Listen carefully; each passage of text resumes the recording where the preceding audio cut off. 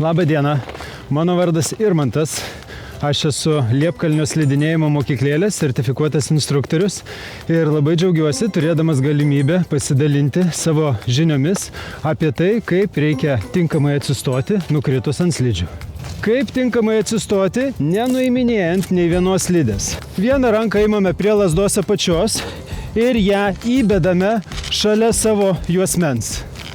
Kita ranka paėmė už lazdos viršaus, tiesiog pasispiriame į viršų ir nesudėtingai atsistojame.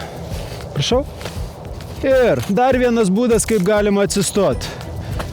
Su lazda nusipiešiam nedidelę vaivorykštę, dedam delnus prie vaivorykštės viršaus ir lipam ir atsistojam. Voila. Kartais taip nutinka, kad žmonės čiuožia ir čiuožimo metu vienaip ar kitaip pameta savo slidę. Mes visų pirma turime slidę dėtis ant kojos tą, kuri bus nukreipta į apačią.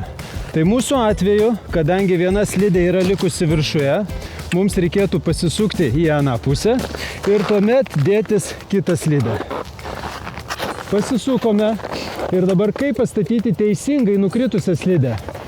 Kuo statesnė jūsų bus nuokalnė, tuo svarbiau bus, kad jūs slidės viršų nukreiptumėt į kalno viršų.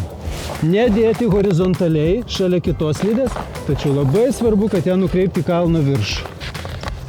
Tokiu būdu bus teisingas kampas tarp slidės ir jūsų bato ir jūs nesunkiai įsistatysite slidę atgal, kuria ir turi būti. Jeigu nesigauna tiesiog taip atsistot, pabandome nusiimti vieną slidę. Vieną slidę geriausia visą laiką nusiiminėti tą, kuri yra aukščiau. Įsiremiame lazdą į apkausto galinę dalį, paspaudžiame stipriau, slidė atsikabino. Nesudėtingai pavyks atsistoti ir ką dabar daryti su ta slidė ir kaip užsidėti, jūs jau matėte prieš tai.